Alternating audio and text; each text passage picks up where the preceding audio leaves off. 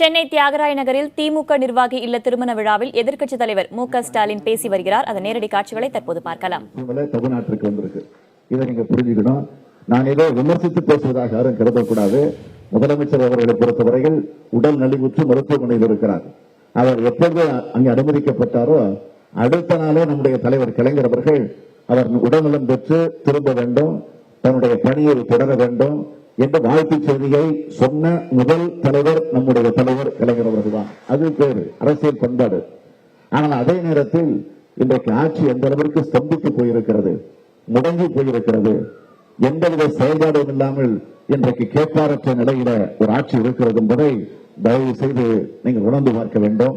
தஞ்சை பொறுத்தவரையில, குறிப்பாக டெல்டா பகுதியை பொறுத்தவரையில இன்றைக்கு நம்முடைய விவசாய பெருவிடை மக்கள் எந்த அளவிற்கு கொடுமைகளுக்கு சோதனைகளுக்கு ஆளாக்கப்பட்டிருக்கிறார்கள் என்பதெல்லாம் உங்களுக்கு தெரியும்.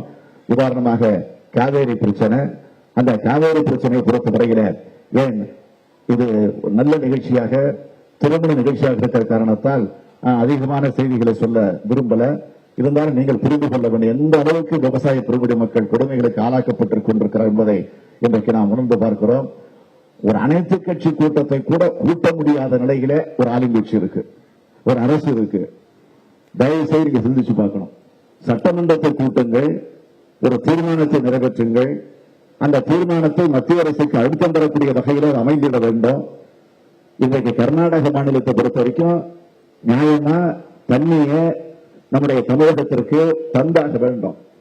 ஆக அந்த தர முடியாத நிலையில் இருக்கக்கூடிய கர்நாடக மாநிலம் ஒரு தவறை செய்வதற்கு அனைத்து கட்சி கூட்டத்தை கூட்டுது, ஒரு தவறை செய்வதற்கு அமைச்சரவை கூட்டத்தை கூட்டுது, தவறை செய்வதற்கு சட்டமன்ற கூட்டத்தை கூட்டுது, தீர்மானம் போடுகிறார்கள், ஆர்ப்பாட்டம் நடத்துகிறாங்க, போராட்டம் நடத்துகிறாங்க, கலவரங்களில் ஈடுபடுகிறார்கள். ஆக தவறு செய்யக்கூடிய நிலையில அந்த பணிகளை அவர்கள் செய்கிறார்கள். நாம் எந்த தவறும் செய்யல, நியாயமா கேட்கிறோம். தமிழகத்திற்கு வர வேண்டிய தண்ணீரை முறையாக தாருங்கள் என்று கேட்கிறோம். உச்சநீதிமன்றத்தினுடைய தீர்ப்பின்படி காவிரி மேலாண்மை வாரியத்தை உடனடியாக அமைத்திட வேண்டும் என்று நாம் வழங்குகிறோம். அந்த கோரிக்கை எடுத்து வைக்கிறோம். ஆனா அதற்கு அனைத்து கட்சி கூட்டத்தை கூட்டுங்கன்னு இன்றைக்கு ஆளுகிற ஆட்சியை பார்த்து கேட்கிறோம். ஆனா இதுவரையில் கூட்டப்பட்டிருக்கிறதா? கிடையாது. ஆகவேதான் அது மட்டும் இல்ல, ஆளுங்கட்சி கூட்ட தவறுகிறது. அதனால் எதிர்கட்சியாக இருக்கக்கூடிய திமுக கூட்ட வேண்டும் என்று சில கட்சிகள் கோரிக்கை வச்சன. விவசாய சங்கத்தில் இருக்கக்கூடிய நிர்வாகிகள் அந்த கோரிக்கை வைத்தார்கள்.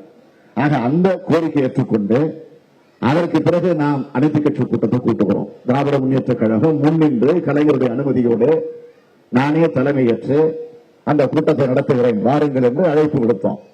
ஆனா எல்லா கட்சியை சேர்ந்தவர்களும் வந்தார்களா? வந்தார்கள். ஆனால் சில கட்சிகள் வந்ததா? வரல. காரணம் என்ன? ஆக நமக்குள் இந்த ஒற்றுமை இன்றைக்கு இல்லை.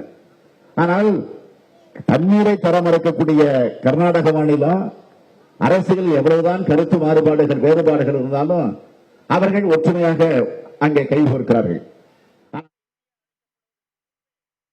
முதலமைச்சர் ஜெயலலிதா மருத்துவமனையில் அனுமதிக்கப்பட்டதும் அரசியல் பண்பாட்டோடு அவர் நலம் பெற வேண்டும் என்று முதலில் அறிக்கையை வெளியிட்டது போலவே அரசாங்கத்தின் குற்றச்சாட்டுகளையும் உடனுக்குடன் ஒரு எதிர்க்கட்சி என்கிற முறையில் நாங்கள் விமர்சித்து வருகிறோம் என்ற ரீதியில் தற்போது ஸ்டாலின் பேசி வருகிறார்.